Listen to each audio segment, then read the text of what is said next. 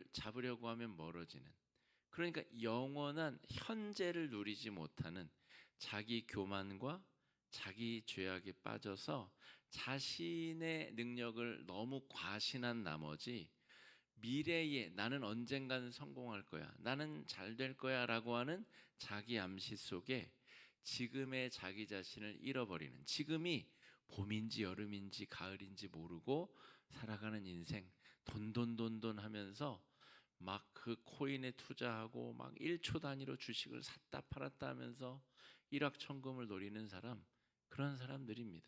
지금이 몇 월인지, 지금 내가 밥을 먹었는지 뭐 하는지 알지 못한 채 그냥 얼렁뚱땅 살아가는 인생, 그렇게 해서 돈이 생기면 뭐 할 거예요? 그러면 또 그 돈 투자해서 더 큰 돈 벌어야지, 그리고 또 지금을 잃어버린다니까요. 이게 이 탄탈로스 신화에서 말하는, 여러분 이게 그냥 이야기 같지만 인생의 수많은 역사 속에 인간 군상의 그 회한과 그 절망이 다 녹아져 있는 신화 속 이야기라는 거죠. 그렇게 운 좋게 저 라스베가스 가가지고 갬블링해서 뭐 777 떠가지고 막 100억 원을 땄다고 칩시다. 그럼 또 흥청망청 쓰다가 그 돈 투자해서 또 일확천금 벌겠다 하고 지금의 현재를 까먹어 버리는 존재가 탄탈루스적 인간이다 라고 하는 것이죠.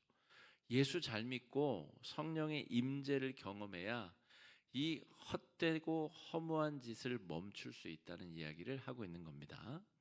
프로메테우스는 불을 인간 세계에 전해준 존재로 등장하죠. 그런데 이 행위 때문에 이 판도라의 상자가 열리게 되고, 지금 우리가 살고 있는 이 시대 속에, 그럼 얼마나 좋습니까? 옛날에는 다음, 네이버 이런 거밖에 없었잖아요. 막 물어보면 막 서칭해서 내가 원하는 결과를 막 어렵게 찾아냈어야 되는, 지금은 그냥 말로 물어봐도 되고 그냥 그림을 던져줘도 되고 뭐 하나만 하면 이 세상의 모든 지식을 뚝딱 만들어주는 그런 시대 속에 살고 있죠. 이게 파이어를 갖다 준 존재, 이런 것만 있으면 낙원이 펼쳐질 것 같은데 오히려 고통과 절망과, 여러분 이렇게 잘 살았던 시대가 어디 있어요? 인류 역사상. 그런데 이렇게 잘 살게 됐는데도 서로 죽이지 못해가지고 미사일 쏘고 전쟁하고, 이게 프로메테우스 신화가 우리에게 미리 예고했었던 그런 삶의 내용들이다. 하나님 잘 믿어야 됩니다. 하나님 잘 믿지 못하면 과학 기술이 아무리 발달해도 그 기계의 손에 우리가 죽어나갈 수 있다는 것을 기억해야 됩니다. 아주 중요한 이야기죠. 또 프로메테우스 신화의 가장 중요한 것은 간이 뜯어먹힌다는 거죠. 만성 피로, 이렇게 편리하고 유용한 시대 속에 만성 피로에 젖어서 살고 있다는 거죠. 밤늦게까지 영화 보고 영상 보고 뭐 두세 시까지 그러다가 또 새벽에 일어나면 또 피곤해 가지고 하루를 살다가, 이렇게 살기 좋고 먹을 거 넘쳐나는 시대에 인간들이 피로해서 죽어간다는 것입니다. 이게 어찌된 일인가? 하나님을 잘 믿어야 될 이유가 거기 있다는 거죠. 파이톤은 태양의 아들인데 자기 게 아니에요. 재벌집 망나니 아들로 설명을 드렸는데 자기 게 아닌데 그것을 자기 것처럼 하려다 보니까 죽음으로 또 이 다른 세계에 피해를 입힌 그런 존재다, 이렇게 말할 수가 있겠습니다. 요약하다가 시간이 가는데요. 다이달로스와 이카루스는, 이카루스가 유명하지만 다이달로스가 이카루스의 아버지인데 물건을 잘 만드는 장인이에요. 근데 그 자기 기술에 대한 확신 때문에 아무도 옆에 두려고 하지 않아서 다 제거합니다. 결국에는 자기 아들조차도 자기 옆에 있지 못하게 하여서 불에 태양으로 올라갔다가 다 추락해서 죽게 된다는 이야기죠. 그러니까 자기 시샘과 또 이기심으로 점철된 인간은 외로움과 끊임없는 죽음을 경험하게 된다는 이야기입니다. 여기까지가 이제 신앙이 없는 모든 일반인들이 그 영의 자리에 성령이 임재하시지 않을 때에 벌어지는 현상들, 영성 형성이 제대로 되지 않을 때에 벌어지는 일들, 포도나무 줄기에 붙어 있지 않는 가지들이 말라 비틀어져서 버려지게 되는 과정에 대한 설명이라면, 우리가 오늘 공부할 내용은 신앙인들이 저지르는 영적 엄격주의에 대한 이야기입니다. 무슨 말이냐면, 신앙생활을 제대로 해야 되는데 성령이 계셔야 될 자리에 엉뚱한 게 자리 잡고 있어서 하나님을 믿는다고 하면서도 영성생활을 엉뚱하게 하는 사람들이 있다는 것이죠. 제가 계속 며칠째 새벽 시간에도 우리 금욕주의 영성을 제가 계속 비판하고 있는데, 그런 이야기와 겹쳐지는 내용입니다. 왜냐하면 저의 영성신학의 이분의 그 가르침이 중요한 자리를 차지하고 있기 때문에 이 저녁에 배우는 거랑 제가 새벽에 설교하는 거랑 그 라인이 같은 거예요. 그러니까 그런 내용으로 이해하시면 되겠습니다. 자, 종교적 완벽주의자. 예수님 당시에 바리새인들이죠. 바리새인, 사두개인, 서기관, 이런 사람들. 예수님을 믿는데 이렇게 믿는 사람들이라는 거예요. 이렇게 믿는 사람들이 우리 중에 있을까? 있다는 거죠.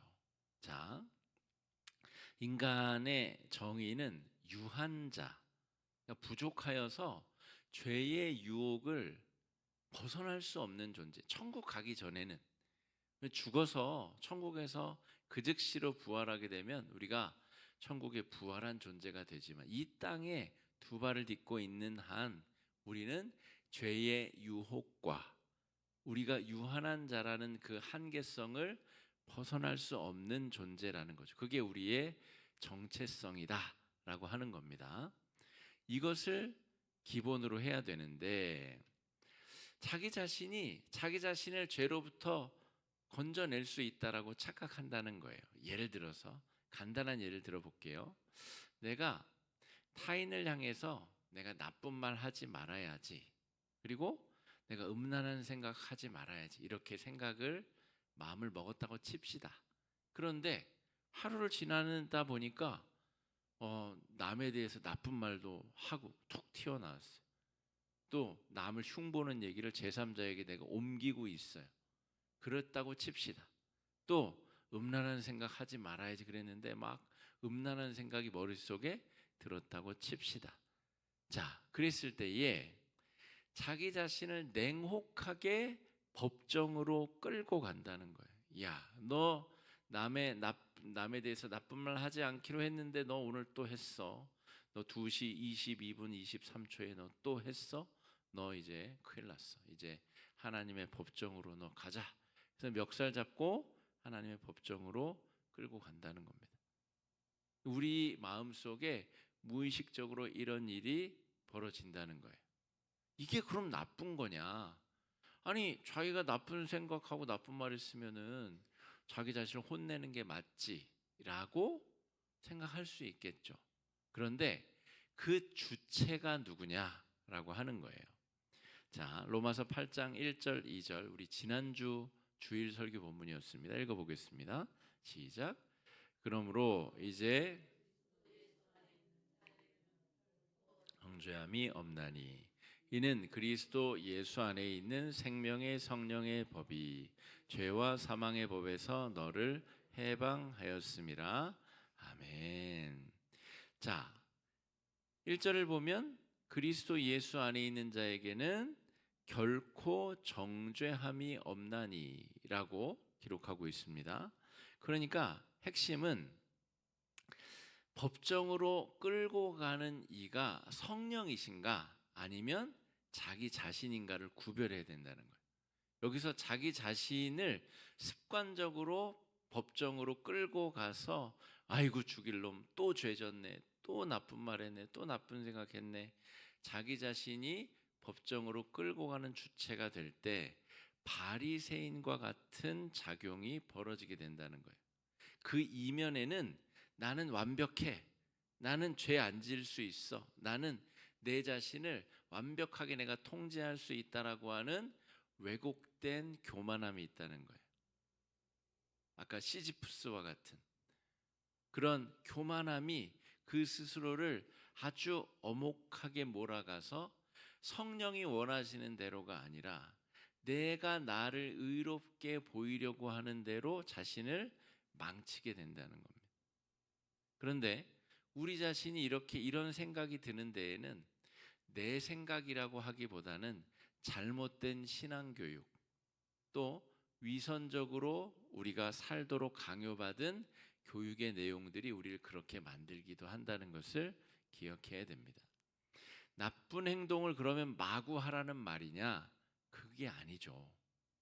나쁜 행동을 마구 하라는 게 아니라 성령께서 나의 잘못된 행동을 깨닫게 하시고 나로 하여금 고치게 하시고 성령의 이끄심에 따라서 그렇게 나아가야 되는데, 내가 내 삶을 통제할 수 있다라고 하는 전제 속에 성령께 묻지도 아니하고 그냥 습관적으로 또 아이고 죽일 놈, 아이고 못된 놈, 난 역시 안 돼, 자기 비하와 자기를 은혜로 구원받은 자인데, 십자가 은혜로 구원받은 자인데 자기가 그 은혜를 자기 스스로 무력화시켜 버리는 정죄하는 주체가 된다는 거죠. 그리스도 예수 안에 있는 자에게는 결코 정죄함이 없는데 내가 나를 정죄하는 자리에 있다는 겁니다. 십자가의 은혜를 아무런 능력이 없게 만드는 일을 내가 나에게 자행한다는 것입니다. 여러분, 지금 제가 하는 말이 굉장히 중요한 이야기인데 나는 아니라고 생각하는 경우가 굉장히 많습니다. 그런데 제가 신앙인들, 우리 교회 성도들, 그 이전에 사역에 있었던 교회 성도들 계속 면밀히 관찰해 보면 사실은 하나님의 이름으로 자기 자신이 자기 자신을 정죄하고 체벌하는 경우가 굉장히 많습니다. 자기가 뭐라고? 예수님이 용서해 주신 그 은혜를 자기가 정죄하고 자기가 판단해서 그 십자가 은혜를 무력하게 만드는, 성령을 우리의 영의 자리에서 끌어내리는 짓을 자기가 하고 있다는 겁니다. 나의 의지로 죄를 내가 통제할 수 있다라고 하는 교만은 지속적인 좌절과 수치심을 끊임없이 만들어낸다는 것을 기억해야 됩니다. 자, 그렇다면 좀 더 근원적인 문제로 돌아가서 우리가 인간이 느끼는 감정을 최소한 4가지로 말하면 사자성어로 희노애락이라고 말할 수 있습니다. 기쁘고 분노하고 사랑하고 또 즐거움을 누리는 것, 이런 것들이라고 볼 수가 있겠죠. 그런데 이 희노애락의 모든 감정은 좋고 나쁜 게 아닙니다. 하나님이 피조물인 인간에게 다 필요가 있어서 주신 감정입니다. 1980년대에 여러분 군부 독재가 군합발로 사람들 죽일 때 민주화 운동이 벌어졌어요. 그 중에 수많은 그리스도인들이 있습니다. 여러분, 분노라고 하는 감정이 선용된 경우입니다. 3.1 운동, 우리 그 만세 운동을 한 민족 대표 중에 기독교인이 대부분이었어요. 타국의 아주 불합리한 외세의 그런 저기에 기독교인들이 거룩한 분노를 일으켰다는 거죠. 그러므로 분노가 다 나쁜 게 아니라 분노도 필요한 때에 사용하라고 하나님께서 주신 거죠. 성욕이 여러분 나쁩니까? 성욕 없이 이 땅에 태어나신 분 계세요? 부모님이 다 성욕을 느끼셨기 때문에 우리가 이 땅에 태어난 거 아니에요? 우리가 성욕이 있으니까 우리 자녀들이 태어난 거 아니에요? 성욕이 나쁜 게 아닙니다. 그런데 그것을 내가 악하게 쓰고자 하는 마음, 이 감정들을 악하게 내가 사용하고자 하는 본성, 기질이 내 안에 있음을 인정하고 죽을 때까지, 천국 갈 때까지 이 감정들과 이 욕동들과 함께 더불어 가는 겁니다. 함께 사이좋게 가는 거예요. 함께 사이좋게 가는데 내 힘이 부족하니 성령의 이끄심과 인도하심을 받는 겁니다. 근데 뭐만 하면 막 자기 자신에 대해서 모질게 구는 분들이 있어요. 나는 이것도 못했고 저것도 못 지켰고 이것도 못했고. 여러분, 그런 식의 바리새인적인 회개는 하나님께서 기뻐하시는 회개가 아닙니다. 우리는 우리 자신을 죄로부터 구원할 수 있는 능력이 없습니다. 다만 성령의 인도하심 속에 내 안에 있는 이런 죄 지을 요소들과 더불어 우리가 안전하고 건강하게 잘 관리하며 살아갈 수 있는 것, 이게 우리가 할 수 있는 유일한 길이죠.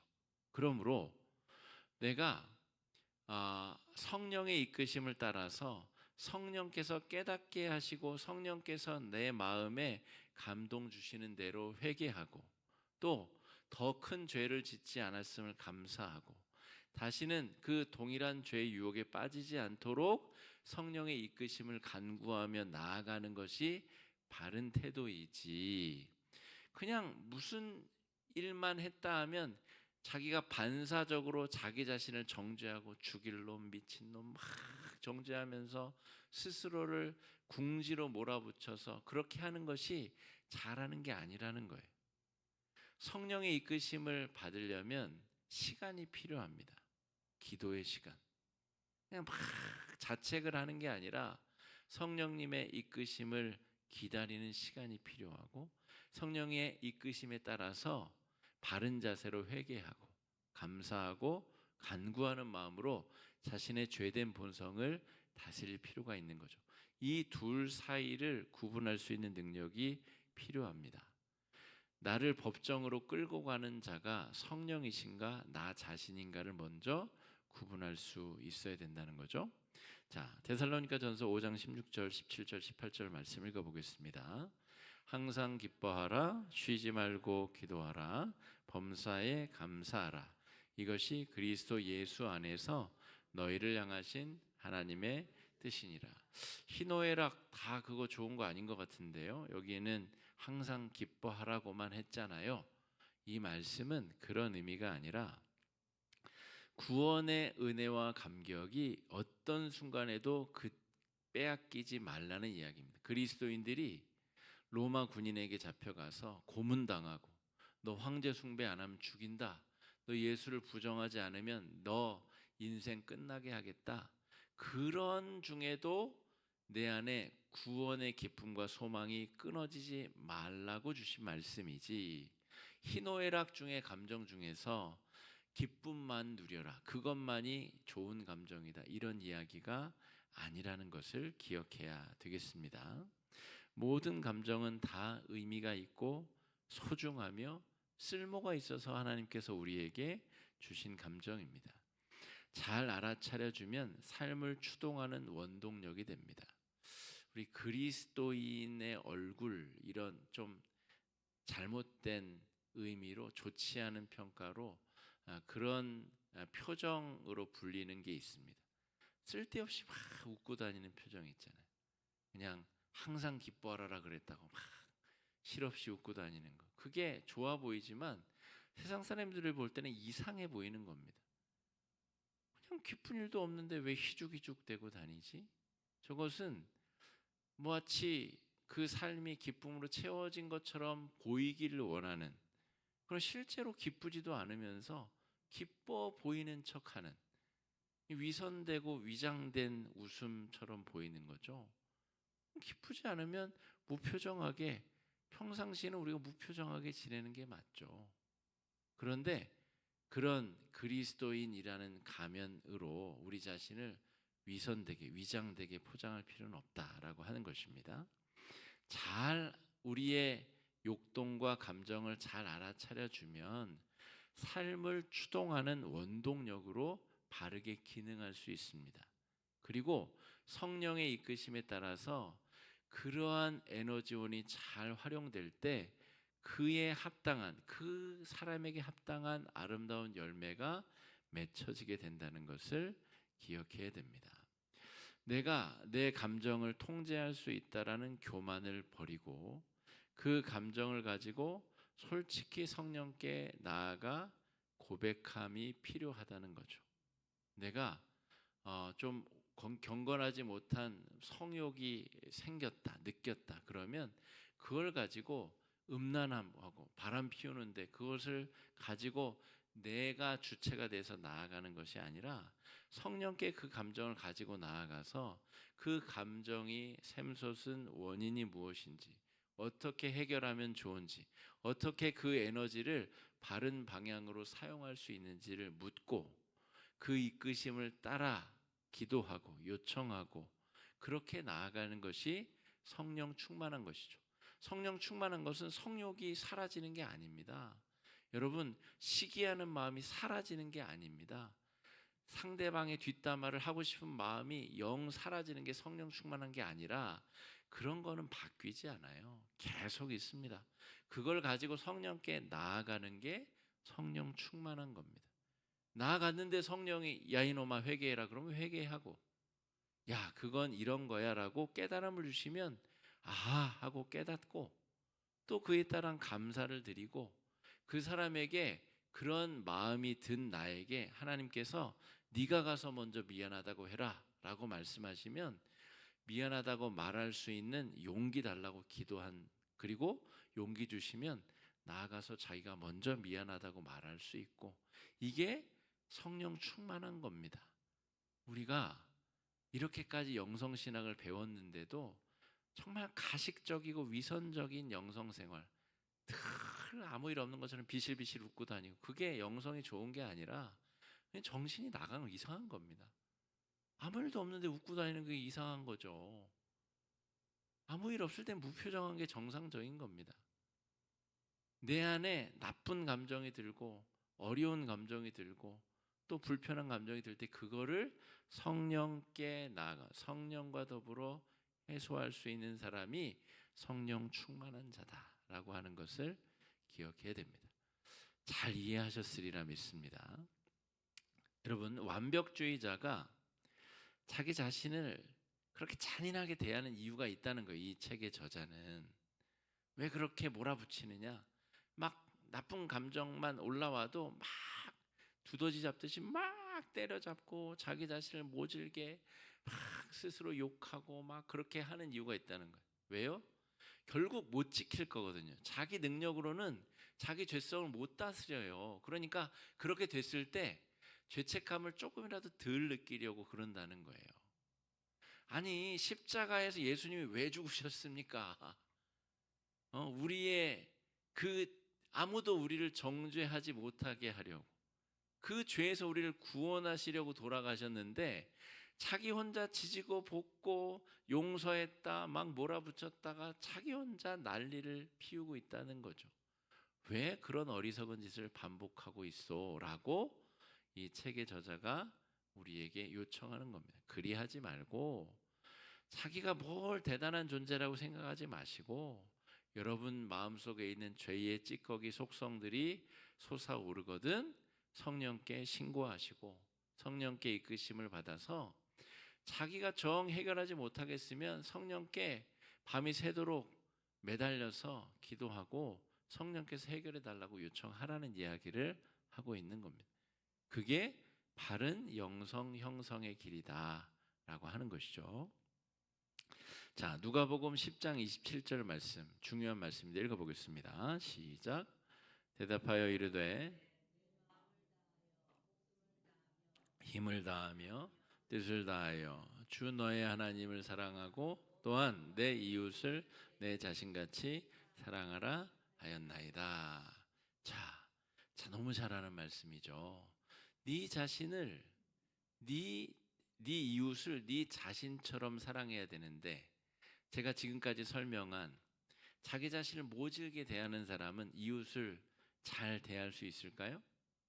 바리새인들이 그래서 안식일에 병 고침 받은 사람을 꾸짖고 정죄했잖아요. 자기 자신을 모질게 대하니까 그 기준을 다른 사람에게도 대해야 자기가 억울하지 않은 거죠. 여러분, 새벽 예배 하시는 성도님들 계시죠? 새벽 예배를 내가 하는 것은 내가 기쁨으로 하는 겁니다. 새벽 예배 안 하는 모 권사, 모 집사 생각하면서 막 억울해할 필요가 없어요. 그 사람들 정죄할 이유가 없습니다. 그냥 그거는 내가 좋아서 하는 거예요. 내가 할 수 있는 거 하는 겁니다.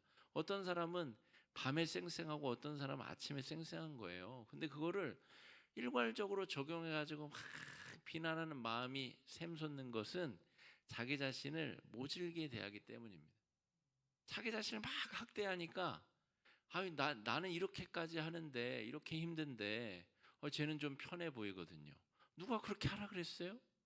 누가 그렇게 열심히 자기 자신을 몰아붙이라고 예수님이 그랬어요? 제가 그랬어요? 누가 그랬어요? 아무도 그렇게 몰아붙이는 사람 없어요. 그냥 자기에 맞는 영성 생활을 하면서 그 안에서 기쁨과 만족을 누리고 성령 충만한 삶을 사는 겁니다.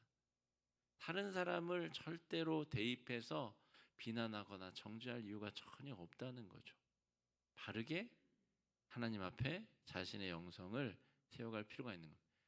네 이웃을 네 자신처럼 사랑하려면 자기 자신을 사랑해야죠, 여러분.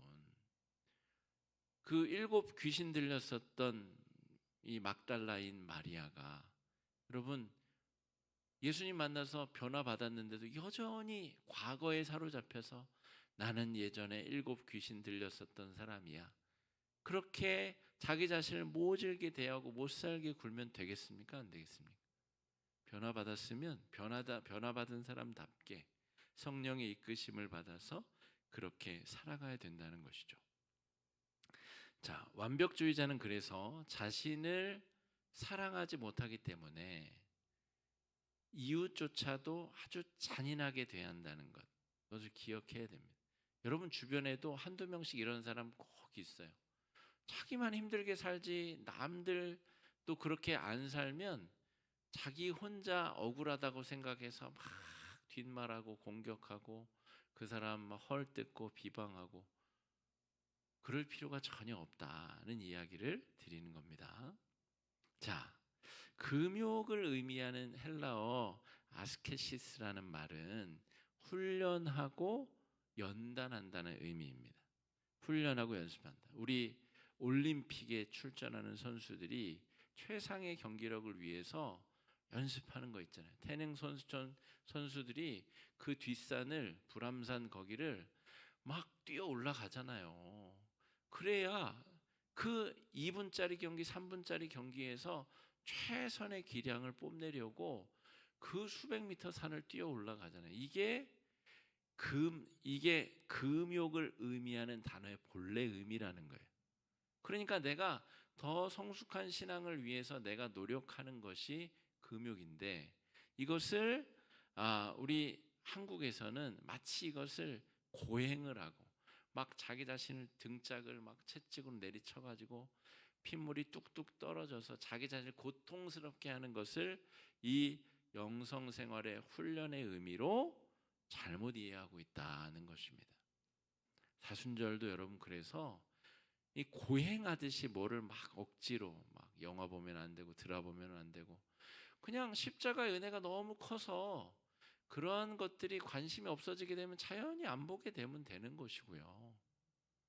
또 내가 그걸 막 너무 보고 싶은데 막 고행해 가면서 그거를 참아가면서 그럴 일은 아니라는 거예요. 차라리 1시간 드라마 재밌는 거 있으면 보시고 나머지 23시간을 더 경건하게 살도록 애쓰시라는 겁니다. 그게 더 합리적이고 더 지혜로운 길이다. 바른 영성 형성을 하는 길이다. 이렇게 말씀드릴 수가 있겠습니다.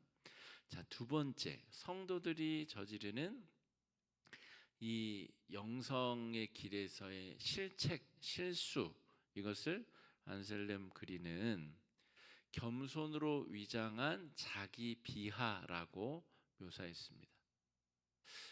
저는 이 지금 첫 번째 카테고리도 그렇고 이 두 번째 주제도 그렇고 진짜 놀라운 통찰이다, 이런 생각을 했습니다.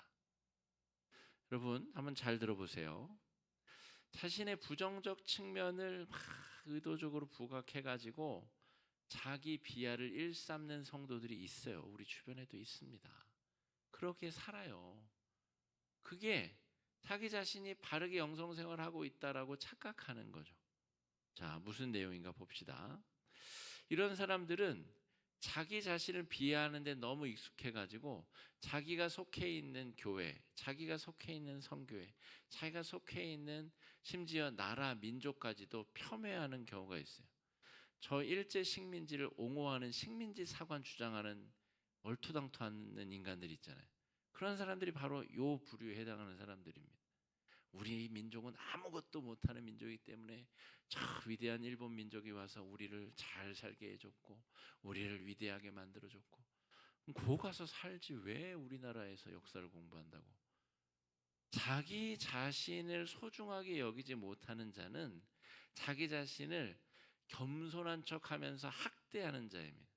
영성신학적으로 볼 때는 완전히 빵점입니다. 빵점. 그런 사람 있잖아요. 막 겸손의 말을 하는 것 같은데 자기 자신을 의도적으로 깎아내리고 비하하는 사람.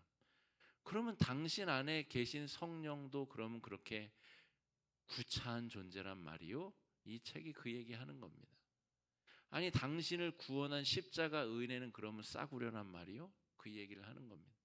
십자가 은혜로 구원받았다 그러놓고는 막 겸손한 척하면서 온갖 겸양은 떨면서 자기 비하를 일삼아서 오히려 관심을 독점하고 다른 사람들의 인기를 차지하려는 속셈이 있다는 거죠.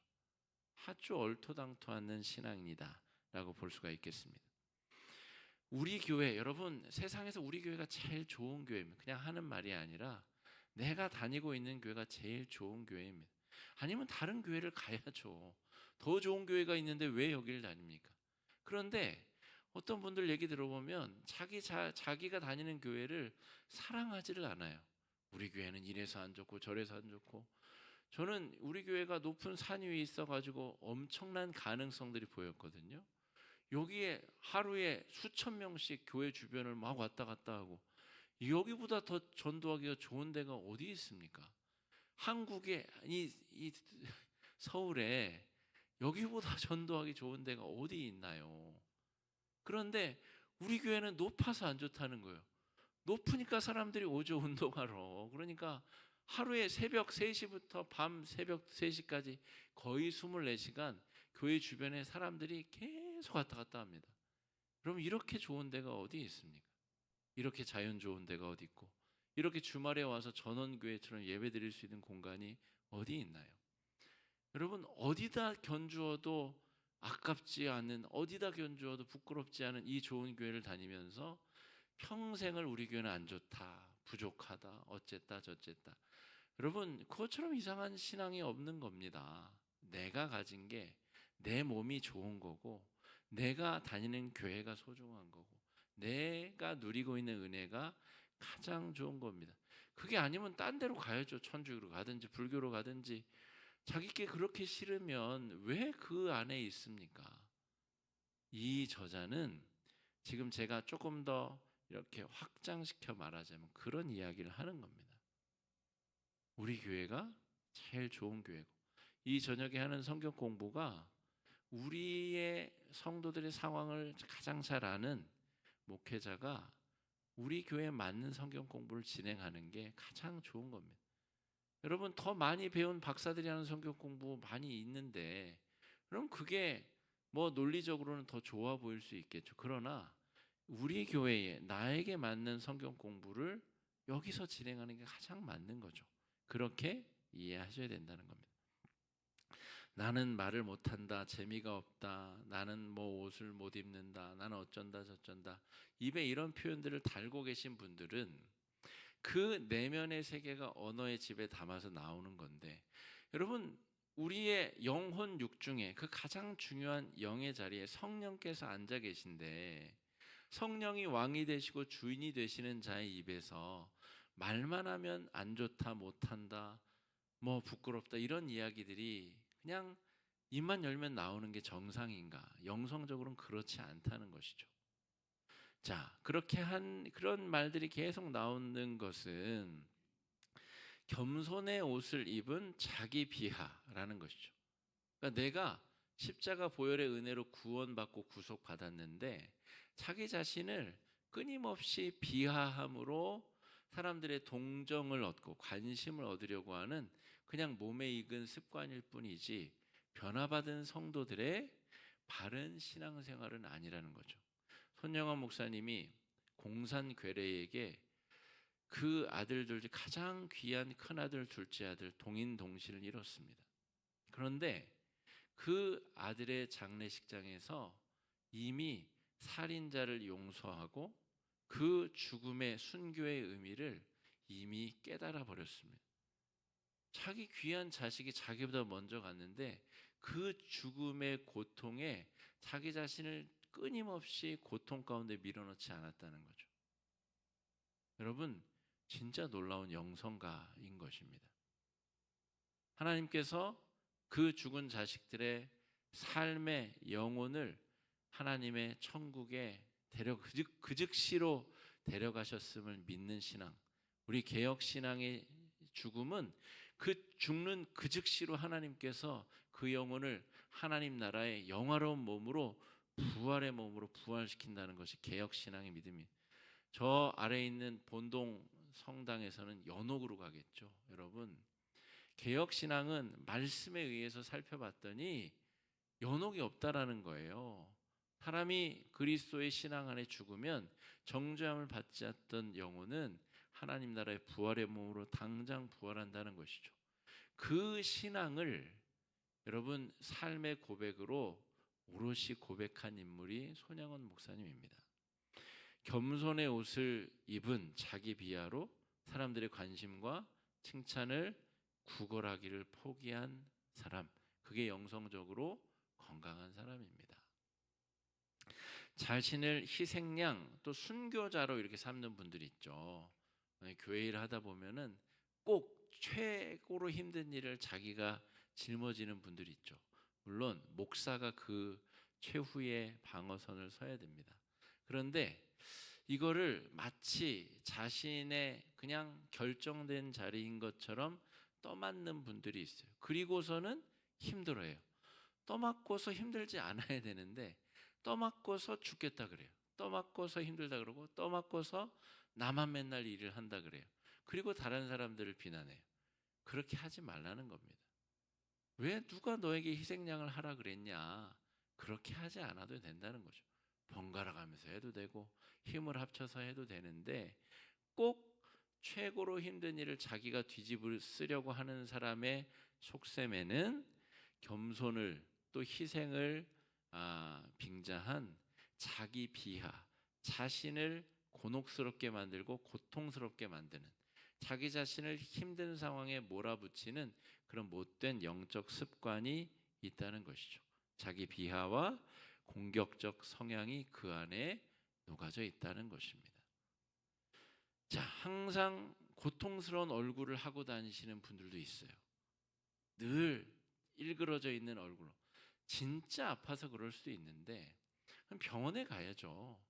치료를 받아야죠. 그런데 늘 일그러져 있는 얼굴을 하면서 고통의 한가운데 빠져 있는 사람들처럼 하고 다닙니다. 모든 모임에, 모든 우리 예배 시간에. 그럼 그렇게 되면 어떻게 될까요? 나를 동정하라는 거죠.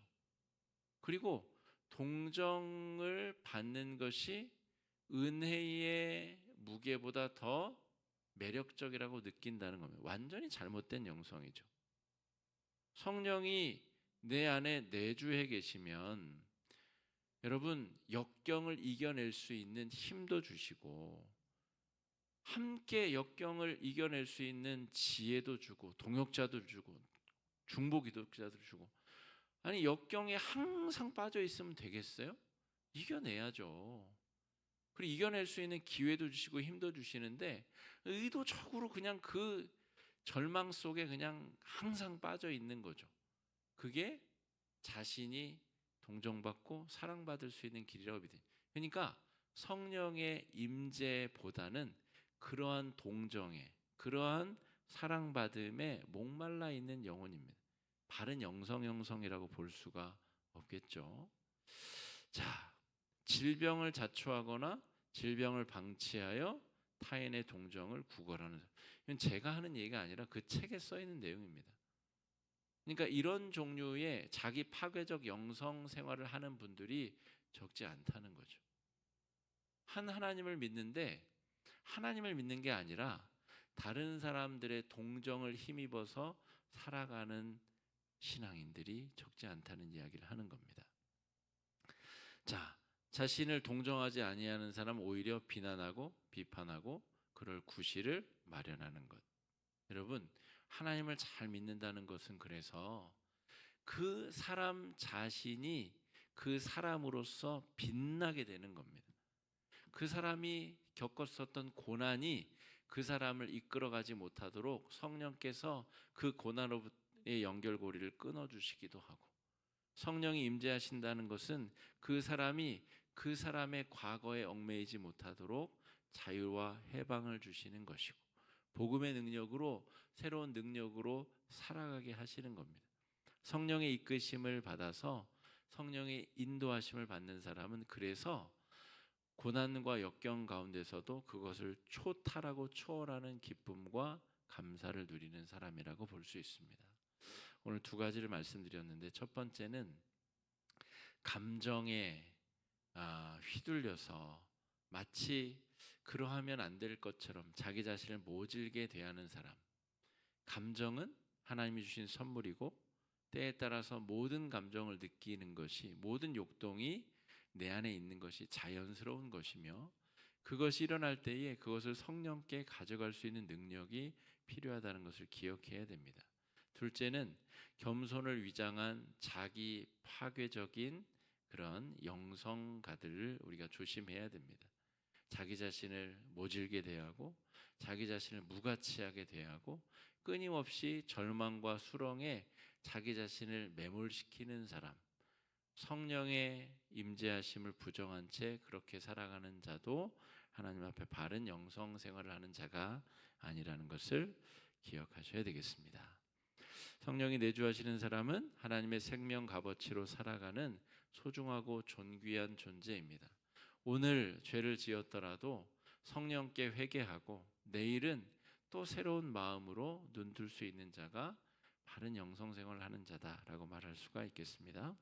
오늘 우리 자기 자신 잘 대하기 다섯 번째 시간을 공부했는데요. 우리 네 가지 정도 기도 제목 가지고 함께 기도하며 나아가는 시간 갖겠습니다. 첫 번째 기도 제목은